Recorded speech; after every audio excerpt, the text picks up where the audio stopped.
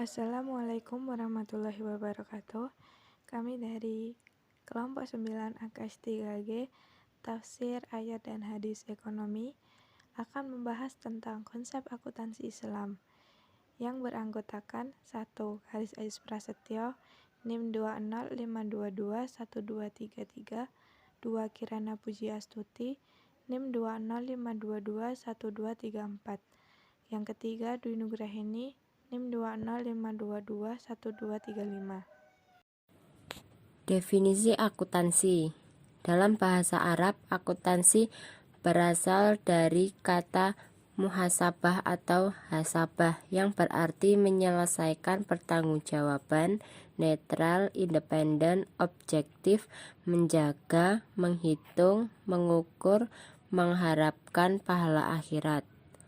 Akuntansi Islam merupakan ilmu akuntansi atau akuntabilitas segala aset-aset dan aktivitas ekonomi suatu bisnis individu, kelompok, maupun perusahaan yang bersumber hukumnya berasal dari Al-Quran dan hadis untuk mencapai kemakmuran yang sebenarnya atau falah.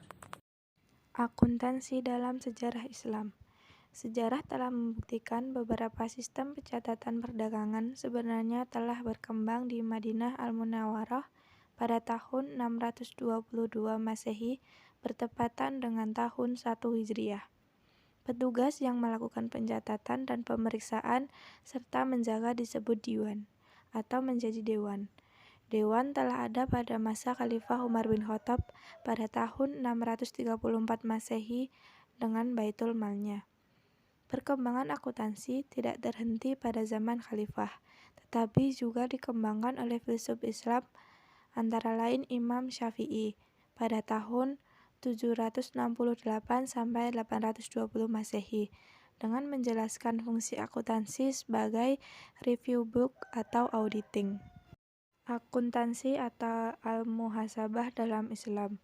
Dalam Islam, akuntansi tidak hanya digunakan sebagai fasilitas untuk menerjemahkan ekonomi dalam bentuk moneter, namun juga sebagai metode untuk menjelaskan bagaimana fenomena ekonomi tersebut dapat berjalan sesuai dengan prinsip Islam.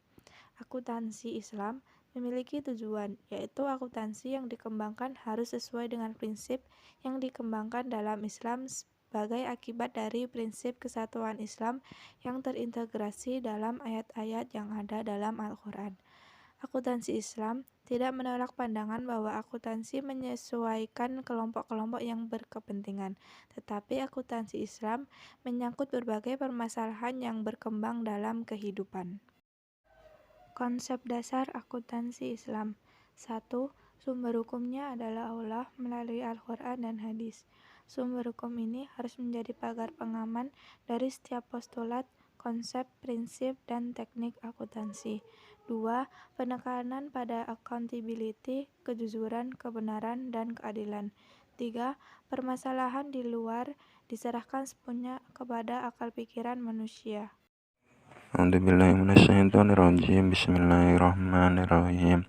Ya ayyuhalladzina amanu idza tadayantum bidainin illa ajalin musamma faktubuh wal yaktub bainakum katibun bil adl wala ya'ba katibun ay yaktuba kama allamahu Allahu falyaktub wal yumli lilladzi alaihil haqqu wal yattaqillaha rabbahu wala yabhas minhu syai'a فإن كان الذي عليه الحق سفيها أو ضعيفا أو لا يستطيع أن يمل هو فليملل وليه بالعدل واستشهدوا شهيدين من رجالكم فإن لم يكونا رجلين فرجل وامرأتان ممن ترضون من الشهداء أن تضل إحداهما تذكر إحداهما الأخرى ولا يأبى الشهداء إذا ما دعوا ولا تسأموا أن تكتبوا صغيرا أو كبيرا إلا أجله ذلكم أقسط عند الله وأقوم للشهادة وأدنى ألا ترتابوا إلا أن تكون تجارة an takuna tijaratan hadiratan tudiruna bainakum falaysa alaykum junahun alla taktubuha wasidu idza tabayatum wala yudarra katibu wala sayyid wa in taf'alu fa innahu fusukum bikum wattaqullaha wa yu'allimukumullah wallahu bikulli syai'in alim. Artinya, wahai orang-orang yang beriman, apabila kamu melakukan utang piutang untuk waktu yang ditentukan, hendaklah kamu menuliskannya, dan hendaklah seorang penulis di antara kamu menuliskannya dengan benar. Janganlah penulis menolak untuk menuliskannya, sebagaimana Allah telah mengajarkan kepadanya. Maka hendaklah dia menuliskan, dan hendaklah orang yang berutang itu mendiktekan, dan hendaklah dia bertakwa kepada Allah Tuhannya, dan janganlah dia mengurangi sedikit pun daripadanya. Jika yang berutang itu orang yang kurang akalnya atau lemah keadaannya, atau tidak mampu mendiktekan sendiri, maka hendaklah walinya mendiktekannya dengan benar. Dan periksakanlah dengan 2 orang saksi laki-laki di antara kamu. Jika tidak ada saksi 2 orang laki-laki, maka boleh seorang laki-laki dan 2 orang perempuan di antara orang-orang yang kamu sukai dari para saksi yang ada. Agar jika yang seorang lupa, maka yang seorang lagi mengingatkannya. Dan janganlah saksi itu menolak apabila dipanggil, dan janganlah kamu bosan menuliskannya.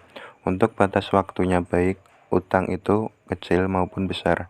Yang demikian itu lebih adil di sisi Allah, lebih dapat menguatkan kesaksian, dan lebih mendekatkan kamu kepada ketidakraguan, kecuali jika hal itu merupakan perdagangan tunai yang kamu jalankan di antara kamu, maka tidak ada dosa bagi kamu jika kamu tidak menuliskannya.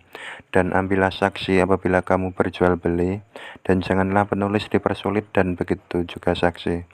Jika kamu lakukan yang demikian, maka sungguh hal itu suatu kefasikan pada kamu. Dan bertakwalah kepada Allah. Allah memberikan pengajaran kepadamu, dan Allah Maha mengetahui segala sesuatu.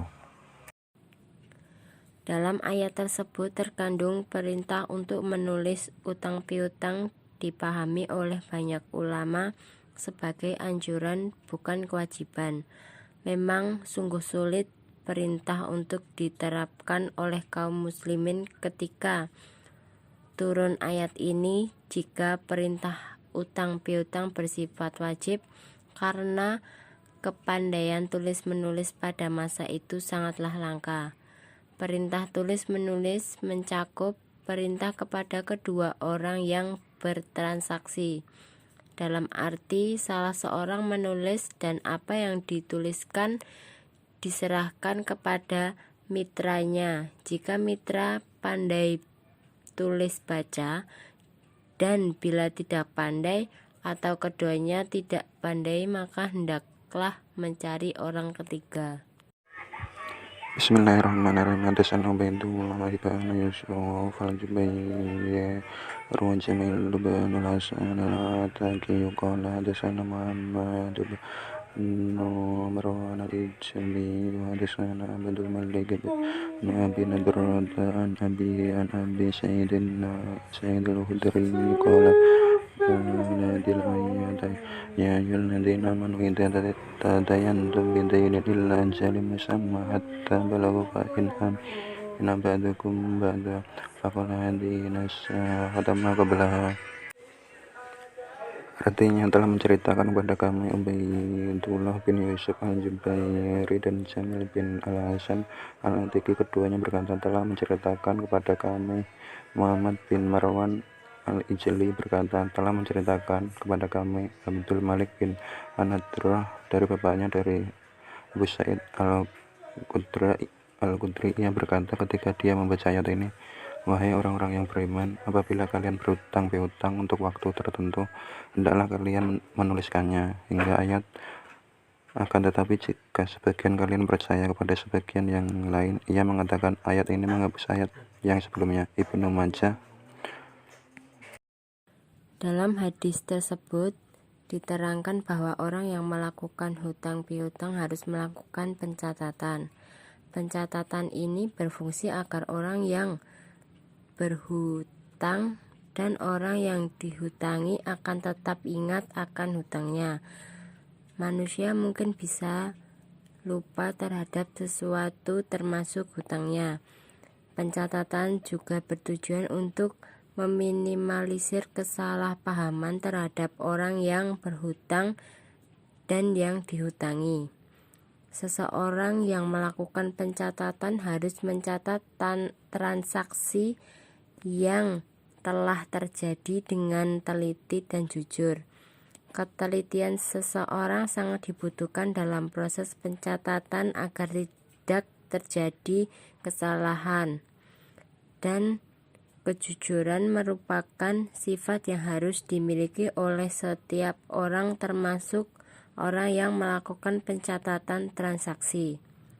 Jika orang tersebut tidak jujur, maka orang tersebut harus mempertanggungjawabkan perbuatannya. Proses pencatatan hendaknya juga harus disaksikan oleh beberapa saksi.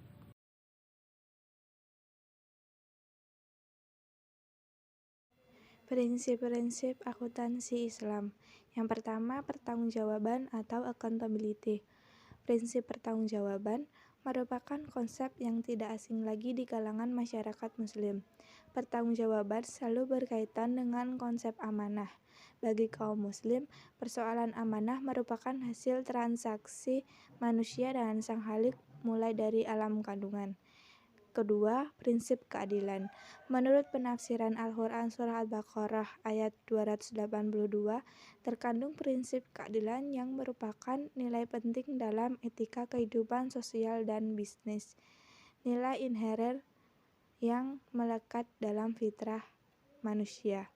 Yang ketiga, prinsip kebenaran. Prinsip ini sebenarnya tidak dapat dilepaskan dengan prinsip keadilan. Sebagai contoh, dalam akuntansi kita karakteristik akuntansi Islam. Menurut Muhammad Akram Khan, karakteristik akuntansi Islam adalah sebagai berikut. 1. Penentuan laba atau rugi secara tepat. 2. Mempromosikan dan menilai efisiensi kepemimpinan. 3. Ketaatan pada hukum syariah. Yang keempat, keterikatan pada keadilan. Yang kelima, melaporkan dengan baik. Yang keenam, perubahan dalam praktek. Sekian presentasi dari kelompok kami, semoga bermanfaat. Bila ada kesalahan kami mohon maaf. Wassalamualaikum warahmatullahi wabarakatuh.